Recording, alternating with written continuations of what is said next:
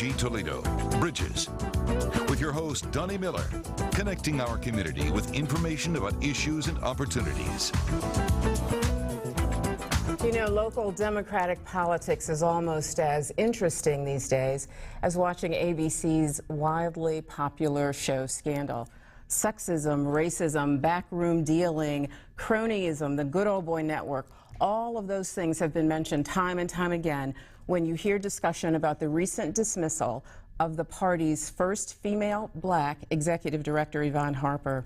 Good morning. This is Bridges. My name is Donnie Miller. Yvonne Harper is with us this morning to tell us her version of the most talked about political story in Lucas County in a very, very long time. Thank you for joining us this morning. I understand that you've not spoken to anyone else really except Bridges, so lots of things that people will be hearing this Sunday morning are spanking brand new from your point of view. From my it's the first time that they've heard your point of view. We have an awful lot to talk about, Yvonne, so let's get to it, all right? So you walked into the Democratic Party office on what, October 3rd? Yeah, Tuesday. Thursday, or no, Tuesday, just like I always do. Tell me what happened that day. And I walked in and I put my purse down, went in to talk to Ron like we normally do. Chairman Rothenbuehler. Yeah. And what we do is we catch up on everything that's going on.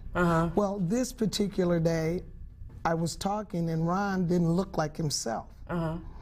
And I asked him what's wrong, and he told me that the tickets were not going well for our annual dinner, which is October 27th. And I said, oh, okay. He said, it's because of you. It's because of you. And I'm like, me? He said, the unions are upset because of the speech that you made or the comments you made for at our special executive board meeting to endorse a candidate. I sat back and I looked, and he said, labor does not like this. We can't make it without labor. And I said, well, what are you asking me? Are you asking me to resign? He sat back and said, yes. Really? I said, okay. I'm out of here. I went back to my desk, had him take the keys off my keychain. Now, we should tell people two things. First of all, Ron Rothenbuehler has been asked to come on the show. We're waiting to hear his response so that you will get to hear his side of the story. The other thing, though, that we need to clarify for folks who are watching is your current status in the party. They have offered you the opportunity to return? Absolutely. As of last night, I met with Ron Rothenbuehler, my minister, Dr. John E. Roberts of Indiana Baptist, and I took a friend as a consultant, and his name was Keith Mitchell, Esquire. Okay. So you were clearly stunned when they asked you to resign.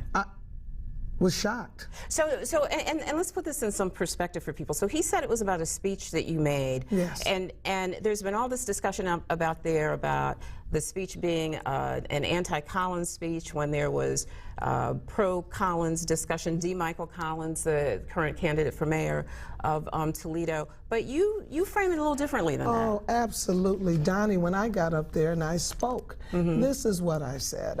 First of all, and I can tell you where they probably took it as anti, I said in my community, let me tell you what that means. Are you talking about the black community? The black community. I said, ABC, anybody but Collins. I said, I'm speaking as an African-American woman, and I'm asking you to respect my comments just like I'm going to respect yours. I said, why are we up here talking about an individual that has not asked for our endorsement, to my knowledge? Number two, he has not came into my community. Look at it. There's no signs anywhere. There is no, he never solicited. So I'm talking about we are not in line with D. Michael Collins. I see. But it was really about endorsing. Endorsing. According to our bylaws, we're endorsing Democrats. It doesn't say anything about independents. Yeah, we have a graphic, Brian, if you could put that second graphic up, the one that, the next one. The next one, we'll get that one up in a minute. Thank you. That one is directly from the bylaws that clearly does not allow for the endorsing of anyone prior to the primary, and you talk about, or endorsing of anyone, quite frankly, and you talk about, you guys were talking about endorsing an independent. All right, so help me here, because I'm confused. Okay. So the Democratic Party is talking about endorsing an independent, right? Yes. What did I miss? Nothing. That's exactly what the Democratic was doing, but people don't understand that the Democratic Party is made up different factions. We're the unions, we're the African American, we're the Asians, we're a wide group, we're the white male, white female, right. Everybody, gay, lesbians. It's all about unity in one. That's why everybody is, in my opinion, a Democrat, right. Because you got freedom of speech. And did you no, feel I don't. Oh, sorry, I walked on that. Say that again so people can hear. I don't have freedom of speech. Because I got up and spoke what I believed in. I would have never thought in 2013 that I had to defend myself, getting up to speak like everyone else. I mean, there's the 19th Amendment, and then we got the 15th Amendment. I fit in all of those. African American, black, and a woman. Right. Why are we discussing 2013? And Donnie, in this speech, I was flabbergasted. I just thought that I was speaking from the heart, truth to power, about people, about what we're about. Never thought that. But what stunned me more than anything is that when Cardi Finkbinder, the former mayor, got up there to speak. What did he say? He talked about Mike Bell, saying that he came from the poorest of the poorest neighborhoods, said that he has forgotten where he came from as a black man. Well, while he was saying that, I literally stood up. Why? Because he was talking about a gentleman that I don't even know. See, they got the misconception that I was supporting Mike Bell. I wasn't. I know Mike Bell as a friend. We grew up together. Mike Bell, when my brother was murdered, he was at my house. When my mother died, his parents were there. I don't know that negative. That negative person that Cardi was talking about. Mike Bell is not insensitive. Mike Bell is out Stickney. So were you defending Mike Bell? No. Everybody thought that. I was defending that we were Democrats. Mike Bell is the type of individual that he thought enough of me that our party, that our political functions or whatever, were different in that. So when we see each other, he walks up and hugs me, and we don't talk about politics. So Cardi's comments were, former mayor Cardi Finkbinder, his comments about Mike Bell were in support of endorsing Michael Collins. I guess he was trying to be combative, and he missed the complete picture.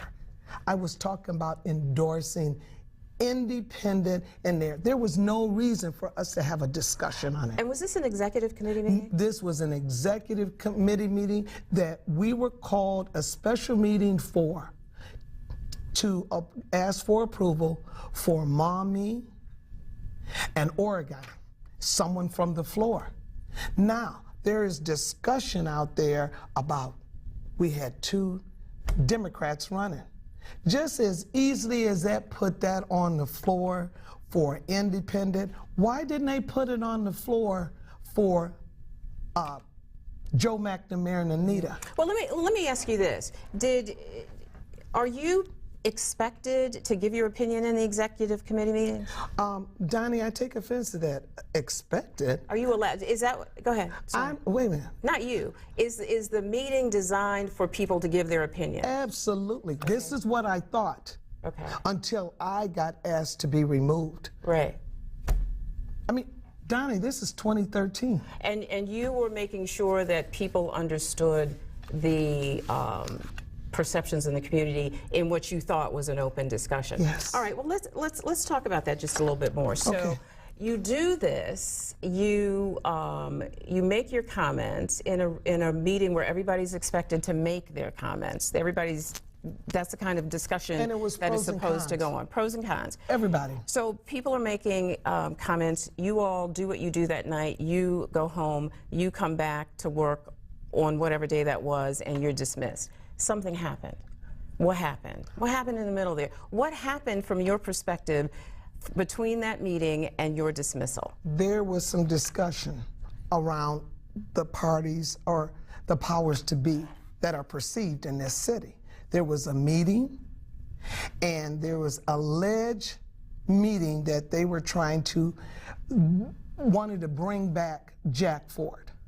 All right, so there was a meeting. Without my knowledge. Without your knowledge. Who was in that meeting? There were 2 elected officials. Okay. I'm sorry, 2 union officials. All right. The others were Jack Ford, Pete Gerken, Cardi Finkbinder, and Gary Johnson. All right. And the information that you have about this meeting came from somebody who was in the meeting? In that meeting. All right, so you're not talking about stuff you've kind of heard on the street. You're talking about stuff that you heard from somebody in that meeting. Absolutely. What were you told went on in that meeting? Now, this is alleged, Donnie. I was not in there, so I don't want anybody to think that Yvonne is going around telling rumors. I'm just alleging. He was alleging. What you were told by somebody who was in that meeting. It was discussed that if Jack Ford came back, there were 4 things that he requested. Number 1, Yvonne Harper be gone.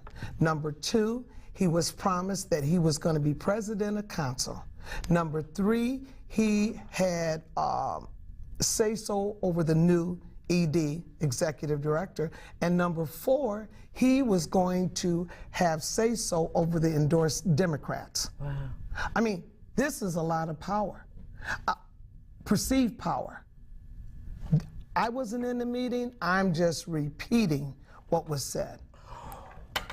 And all of this came about because I stood up. Why would the party negotiate with Jack that way? I'm thinking that the powers to be said that they need help, that Ron and I were not doing a good job, which was a shock to me, saying that in order to get this party together, that Jack Ford could come in there and bring the African American community in.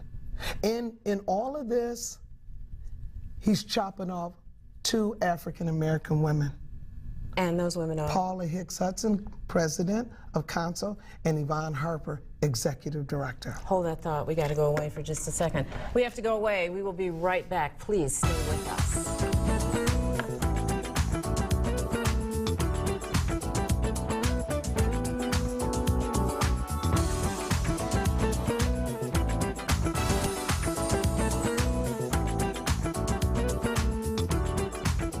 Welcome back to Bridges. We are talking to Yvonne Harper, the executive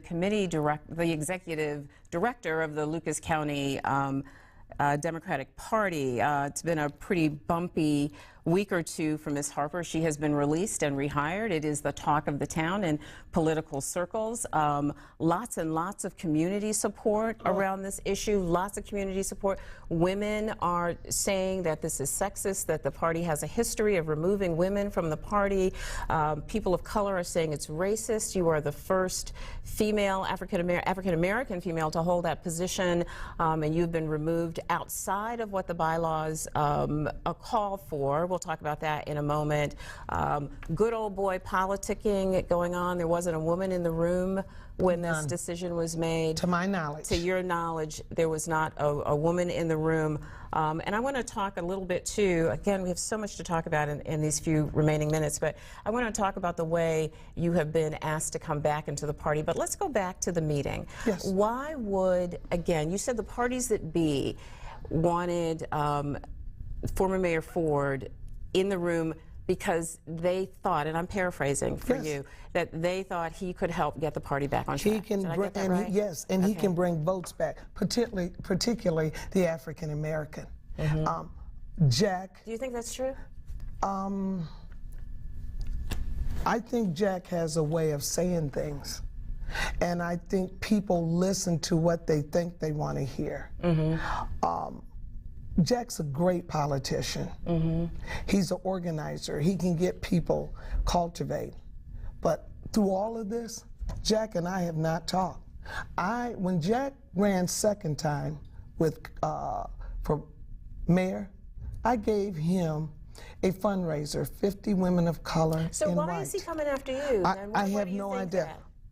Here's the point that just shocks me. He says that I'm not trustworthy. But yet he's coming into the party, got everybody thinking that he is going to support Democrats, but he's out there endorsing an independent Republican. He's out there endorsing D. Michael Collins. He's out there endorsing a judicial Republican candidate. Now, how can you be at the top of the ticket? Maybe that's the reason why. I mean, we got people here that I want to see get elected. We got Gretchen DeBecca that's running for Toledo Municipal Court. We need her on there. She's a female. We got Valley Bowman English, clerk of courts, the first African-American elected, not appointed, but elected. Then we got Democrats, Sean Enright, Adam Marnez, Steve Steele, and Larry Seitz. We need those people there. I'm sorry we don't have any women. They didn't come forth. Then we got our school board. Polly Taylor Gherkin, Randall Parker, and then Perry Lefevre. So you see the activities of this small group of men who got together putting the election of all of those people at risk when the Democrats did not do well, have not done well in the primary. And he's supposed to bring that all together. How can you? Well, let me ask you this, because there are going to be people out there who are saying, you know what, get over it. You are the executive director. You serve at the will of the party. This is part of the job. You know what? Stop beefing about it. Absolutely. And you're right. I'm talking about, first of all, number one, to clear my name, to hear my side of the story. Number two, it's about the Democratic Party. We're not put there to promote independence. Cardi's out there talking whatever, and Cardi said in the middle of the conversation, which shocked me, that Mike has forgotten where he came from, and then he said he's getting all these large contributions. Well, I went back and checked to see about Cardi. He's got quite a few large contributions when he ran too. I mean, it's there in black and white. What's a large contribution? 10, 15,000. Cardi got 5, 10, 15,000 too. But when you're out there, you need to understand that there is room for people to come back and say it. I did my job. Pete Gherkin said that it's time. But according to the executive director's job, for you to for me to move on, and that I had done things. Executive director shall be responsible to and carry out the directives of the policies of the bylaws of the committee. In the policy and bylaws, I'm promoting Democrats. We're out here discussing independence. And my problem is, Jack is saying I'm not to be trusted, allegedly, because I was not in that room. Why is it that I can't be friends with a childhood friend, but yet he can have fundraisers with Republicans, independents, and it's okay? Is there something wrong? Is somebody looking at this picture, or is it just me? Great question, Mr. Ford. It's out there. You might want to try and respond to that some way. Let me ask about the way that you were hired, asked to come back, because there was some confusion about whether your the way Mr. Rothenbuehler asked you to leave was in accordance with the bylaws. And in fact, according to the bylaws, it was not. If we have a moment, we will put that. There you go. You were apparently only to be dismissed by the chair of the executive committee at a meeting that was called specifically to discuss that particular action. That did not happen for you. So there was an awful lot of back and forth, and part of those folks who are supporting you raised this. They have asked you to come back as executive director. Did you accept that? Absolutely, because it's about the people. It's about you and I and anybody else. It's about democracy. I mean, if I fall in the categories of the 19th Amendment and the 15th Amendment, all of a sudden I can't say anything? But come on. And one person is going to bring down the whole party? And who would that one person be? They're the person that they went to, and that was allegedly Jack Ford is the one that wanted me out. Well, there was also some discussion as well. But let me get back to the way that you were asked to come back into the party. There's a letter that is circulating that is to go, this to be sent out next week. And can I read you a bit of it? Yes. That letter says, As of Thursday, October 10th, this past Thursday, Lucas County Democratic Party Chairman Rod Rothenbuehler and Lucas County Democratic Party Executive Director Yvonne Harper have agreed to resolve our disagreements of the past week. Was that true? Absolutely. So you and Ron are friends again? We're working on getting back to where we were because there were so many people involved on his side, not mine, because I never met with anybody to get rid of anybody. I'm the only casualty. Well, and this letter is going out actually to raise support for the annual dinner. So are you comfortable that this invitation back into the party Absolutely. is what? Tell me. I am in, let's get back to the basics. We have 4 minutes. It's about the Democratic Party, not Yvonne Harper or Ron Rothenbuehler. We're out here to get our Democrats elected. That is exactly right. But this particular issue is about you and Ron. Absolutely. So Ron has come to you. He's written this letter. He is sending out this letter over your signature. You've been asked to sign Yes. it. That says, we're good friends now. We're working it all out. Please come and support our dinner. Do you think he's inviting you back just so he can get the support for the dinner? Because, let's be real, every place you go these days, this is the discussion. People were surprised by this amount of pushback. I think there is some effect from your having stood up and walked away. So is his invitation to have you back in the party a way to raise money for the party? Are you comfortable that it's sincere? Well, let me just say this. I think that Ron is sincere because of the push that he has got from the community. Okay. I think it has affected the whole situation. I don't think anyone would turn out like this, especially me. Last week, Channel 13, in the middle of Scandal, I'm watching Scandal, I'm the lead story. How do you think that made people feel, especially me, that doesn't know anything? Well, do you think people, speaking of that, because your picture did pop up in the middle of the most popular show in the country right now. I appreciate that. So what, do you think it's racism going on here? Do you think it's sexism? This thing with you, this saga has taken on a life of its own, and other people are charging racism. I don't know that I've heard you say that. Other people are charging this as being sexism. I don't know that I've heard you say that. How are you feeling about that? I'm feeling that since I was singled out as an African first, a female, it's got to be some racism in there. I mean, why would I be singled out and everybody else was talking? Right. Because I'm the executive director? But I don't think what they thought is that women would just embrace me. Men too. I've got people calling me, Donnie, that I would never think. And saying what? And saying to me, you stood up for what's right. Mm-hmm.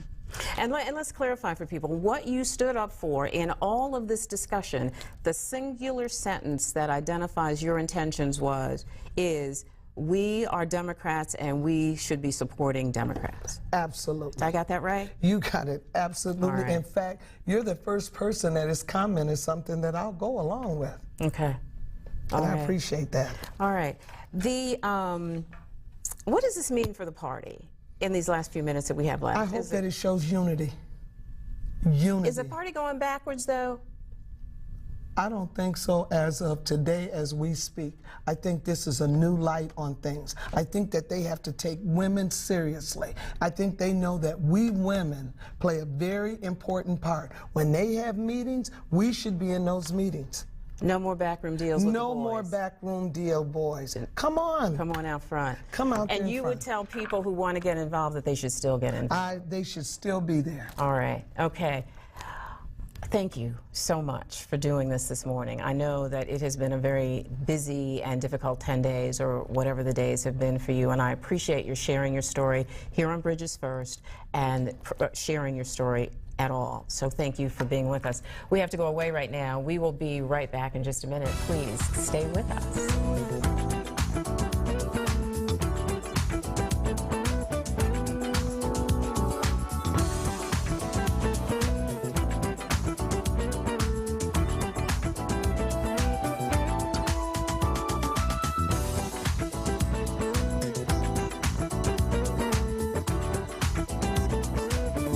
Make it a great day today. Find a way to pay it forward, and I will see you next time on Bridges.